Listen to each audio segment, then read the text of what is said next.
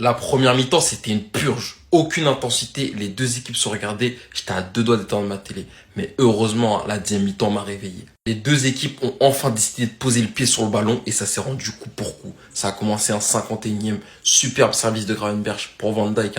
Et la finition aussi, faut en parler.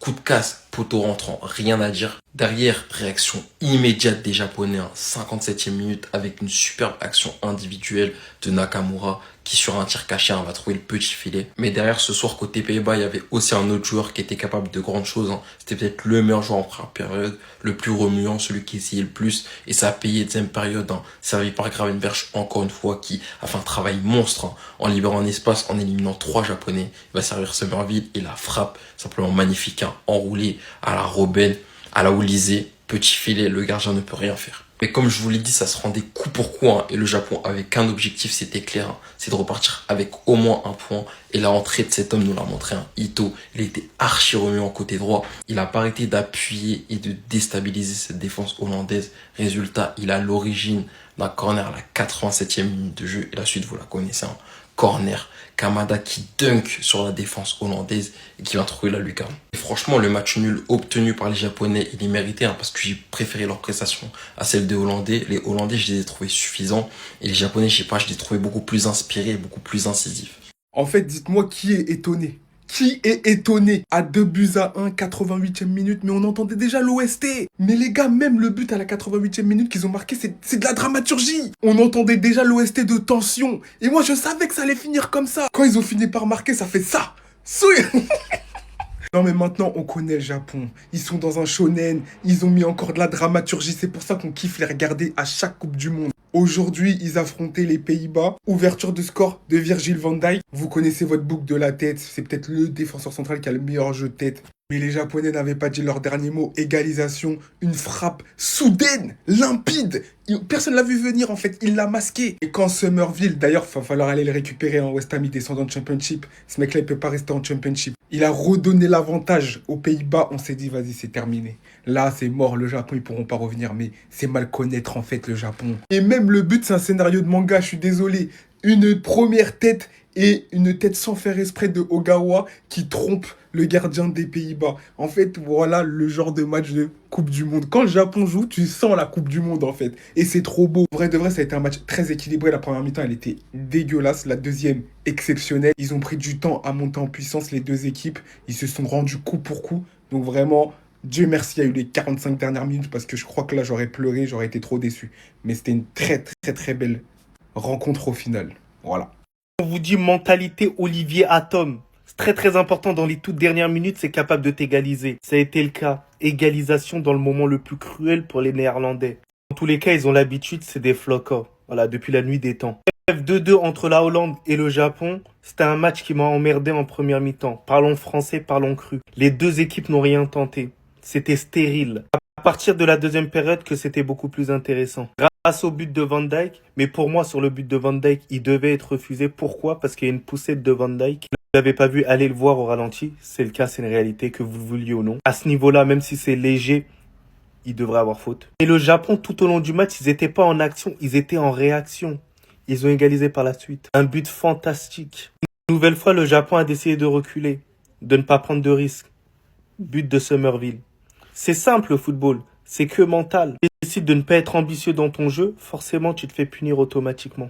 Pour la famille, j'ai cru que toute la France était pour le Japon. J'ai entendu un cri avant qu'il y ait but. Tête à la David Luiz, entièrement mérité ce match nul. Vraiment, il solde un match mais pété des deux équipes, sans ambition. Donc quand on m'a parlé énormément de Dumfries plutôt, voilà, il a fait un match pas excellent, mais il a fait un match plutôt correct. Donc ça m'inquiète moins, je suis moins inquiet. Et les Japonais, vous avez intérêt de vous rattraper, la famille. Voilà, je suis pour vous aussi. Voilà, on va pas se mentir, je suis un fan de manga, donc je suis pour vous un tout petit peu. Les gars, ça va pas être facile. Déjà, dans un premier temps, je dis bien si, parce qu'on n'est pas encore qualifié, on se calme. Si le Maroc passe les poules, en tant que premier ou deuxième, on affronte une de ces deux équipes. Normalement. Après, c'est à des surprises. La Suède qui nous surprend. Ou la Tunisie, Belek, pourquoi pas. Mais les deux là, je les vois passer les gars, c'est mon avis. Et je les vois premier ou deuxième. Mais les deux les gars, c'est trop compliqué. C'est trop compliqué, les frères. J'ai vu le match aujourd'hui. Ok, les Pays-Bas, ils avaient le ballon, ils étaient au-dessus. Mais les Japonais, d'une rigueur. Quand ils avaient le ballon, techniquement, c'était propre, c'était intelligent. Mais surtout, les gars, surtout, là-dedans, ils ont été menés 2 fois. 2 fois, ils ont été menés, ils sont revenus au score. Ça veut dire que là-dedans, c'est très solide. C'est des gens qui lâchent rien, les gars. C'est des gens qui lâchent rien. Ça va être très, très compliqué, les gars. Vraiment. De jouer contre en 16e de finale, ça va être très, très compliqué. Même si j'ai confiance. J'ai confiance en mon équipe. Mais là, t'as pas le tirage le plus facile. Non, non. Ça va être très compliqué, même. Si tu tombes contre les Pays-Bas aussi, qualité, De Jong aujourd'hui qui a fait un match de patron. J'ai trouvé que les autres milieux de terrain, Reinders et Gravenberch qui étaient un peu en dessous. T'as Summerville qui a été remuant de fou, les gars. T'as Van Dijk a été bon, mais malgré ça, ils se sont fait revenir 2 fois. Tu sens une certaine fébrilité quand même du côté de la Hollande, mais ils ont joué une très belle équipe du Japon. Les gars, ça va être vraiment, vraiment compliqué. Après, j'ai envie de vous dire, si tu veux aller loin à la Coupe du Monde, il faut passer par tout le monde. Il faut taper tout le monde. Du coup, voilà. Déjà, prenons le match contre l'Écosse, les gars, samedi prochain, à la même heure, à minuit. Mais les gars, ça va être cardio. Aujourd'hui, on avait un très très beau match entre les Pays-Bas et le Japon. Depuis hier, là, on voit des très beaux matchs. En tout cas, j'ai hâte. Je bannis la première mi-temps de ma mémoire, c'est décidé, je garde que la deuxième. Et je viens vous dire que c'est le meilleur match de Coupe du Monde que j'ai regardé. L'intensité, le niveau de jeu, l'opposition de style, le plot twist, avec le Japon qui vient égaliser sur corner contre les Pays-Bas à la dernière minute de jeu. C'est le multiverse en fait. Les Japonais qui menaient au score par 2 fois. Une fois évidemment avec un but de Van Dijk de la tête parce qu'il fait 3 têtes de plus que tout le monde.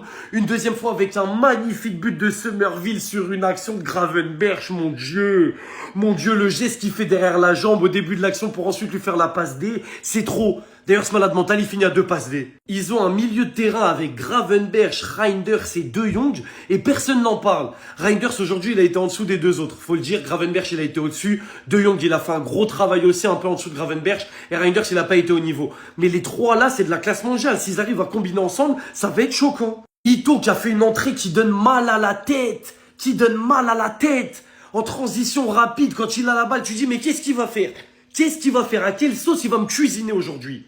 Merci le football et merci les chocs de chaque groupe qui jusqu'à présent tiennent leurs promesses. Hier c'était Maroc-Brésil, aujourd'hui c'est Pays-Bas-Japon. La première mi-temps je me suis dit qu'est-ce qu'ils cherchent? Est-ce qu'ils cherchent à nous endormir? Est-ce qu'ils cherchent à ce qu'on change de chaîne? Et en deuxième mi-temps j'ai tout compris. Ça allait dans tous les sens. On a eu des transitions rapides, de la possession, de la défense. Le Japon qui est égalé sur un corner, je le rappelle, contre les Pays-Bas.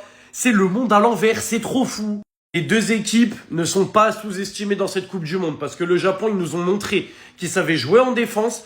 Il y a un moment en première mi-temps, ils jouaient full défense, ils essayaient un petit peu de neutraliser les Pays-Bas et ça a très bien fonctionné. Ils savent jouer en transition rapide et ils ont un beau jeu de possession. Les Pays-Bas sur les coups de pied arrêtés, c'est trop, mais ils savent aussi faire des phases de jeu en possession arrêtée, etc. Donc les 2 équipes sont à ne pas sous-estimer, pardon. Mais le match là, il est parti dans tous les sens. C'était exceptionnel. Arrêtez de défendre! Arrêtez de défendre! Vous avez vu ce que ça donne quand vous jouez au football? Quelle première mi-temps de merde! Mais alors la deuxième mi-temps? Quel délice, quel plaisir. 0-0 en première, 4 tirs à 3, seuls 2 tirs cadrés pour les Pays-Bas. Alors que la deuxième mi-temps, 4 tirs cadrés à 3, 6 tirs à 7. C'est ce spectacle qu'on attendait.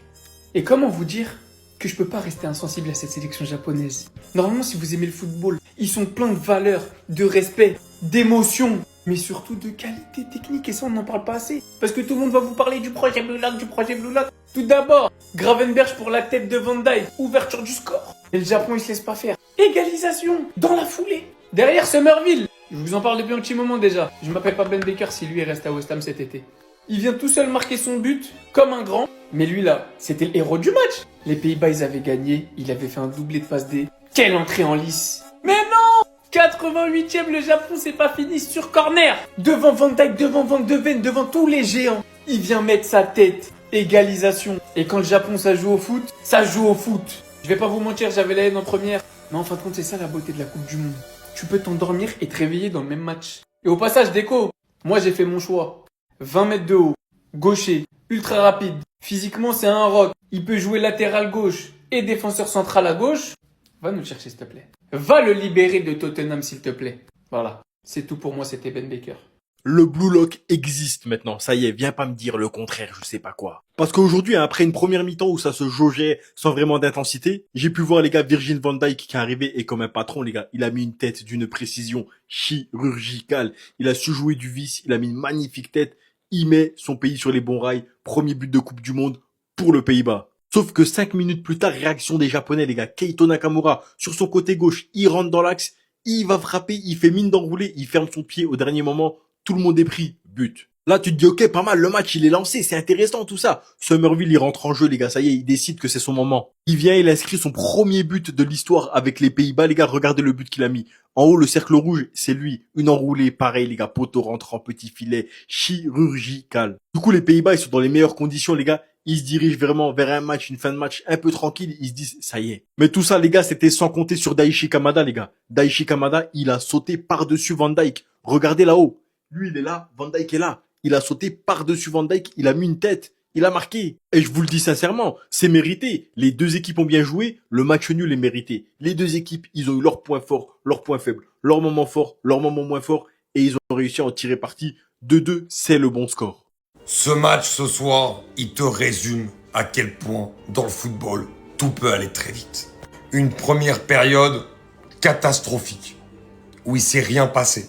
À part la grosse occasion de Malen en début de match. Ensuite, c'est limite si tu t'endormais devant l'écran. Et en deuxième mi-temps, ça y est. Place au spectacle, des équipes joueuses, ça attaque beaucoup plus. Et on se retrouve avec 4 buts sur une mi-temps pour terminer à 2 buts partout. Avec du suspense, avec des buts sur plusieurs phases, des coups de pied arrêtés, des joueurs qui marquent des super buts comme le but de Nakamura, le but de Somerville. Et là, on a assisté sur cette deuxième mi-temps à du vrai football, surtout qu'on s'y attendait pour ce match qui était un des matchs qui nous a hypé le plus avec Brésil-Maroc, ce match entre les Hollandais et les Japonais. Et on retient aussi encore une leçon de ce match-là. C'est que c'est jamais facile de jouer le Japon. Le Japon, ils embêtent tout le temps les grosses nations. Faudrait même regarder, mais le nombre de fois où les grosses nations ont battu le Japon, je crois qu'il y en a très très peu sur les dernières Coupes du Monde. Et honnêtement, cette équipe, tu peux que l'aimer.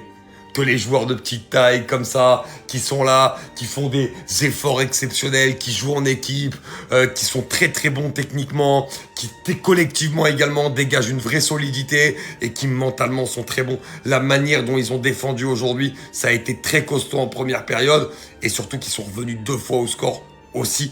Et ça, franchement, c'est à mettre à leur crédit. J'ai énormément aimé cette équipe japonaise ce soir. Les Pays-Bas, ils ont été intéressants, mais je m'attendais quand même à mieux. Et les changements de Koeman sur la fin, ils ont totalement déséquilibré les Pays-Bas. On les a vus énormément souffrir sur les 10 dernières minutes. Et c'est aussi comme ça qu'ils ont subi l'égalisation. Malgré tout, ce sera 2 équipes vraiment à suivre pour la suite de la compétition. Les gars, match nul 2-2 entre les Pays-Bas et le Japon. Certes, on n'a pas vu un grand match, on s'est même un peu ennuyé. Surtout en première période, mais il y a un joueur qui sort du lot.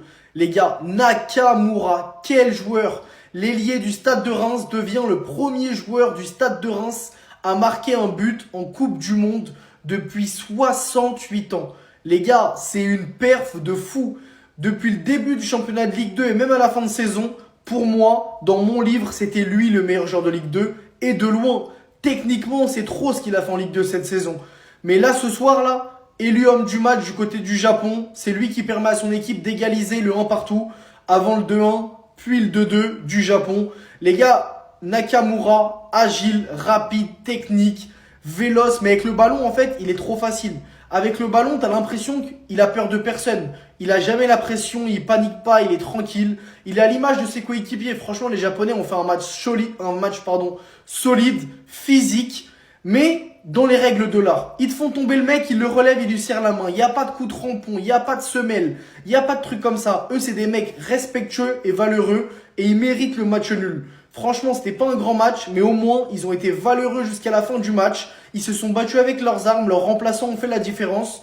Quant à Memphis Depay et Broby, ils n'ont rien fait devant. Même les Cop Miners, les Timbers, ils ont été 0 en sortie de banc.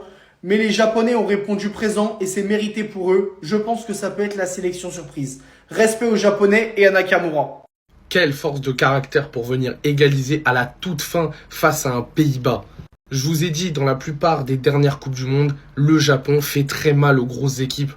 Également, je vous ai parlé d'endurance sur mon compte Gambi. Les Japonais, t'as l'impression, ils ne sont jamais fatigués jusqu'à la toute fin. Et franchement, c'est un choc qu'on attendait. Et franchement, le choc a tenu toutes ses promesses. Vraiment, c'était un super match, surtout en deuxième mi-temps. Personnellement, j'ai beaucoup préféré la deuxième mi-temps par rapport à la première. Mais franchement, c'était un très beau match dans l'ensemble. Et honnêtement, en tant que hater des Pays-Bas, franchement, ça me fait grave plaisir que le Japon marque à la toute fin. Parce que vraiment, j'étais dégoûté sur le but de Summerville. J'avais le seum. Vraiment, je vous le dis, j'avais le seum de ouf. Et là, à la toute fin, la tête, alors que tous les joueurs japonais font 1m70, ils arrivent à caler une tête mais imparable parce que le gardien des Pays-Bas, il la touche et pourtant, il n'a pas réussi à la voir. Et c'est un point très important pour le Japon, sachant qu'il ne faut pas oublier qu'il y a également la Suède et la Tunisie dans leur groupe. Et franchement, on sait que la Suède, ils ont quand même une belle petite équipe. Donc prendre un point aux Pays-Bas, s'ils arrivent à garantir un score contre la Suède, franchement, le Japon peut clairement finir dans les deux premiers. Sait-on jamais.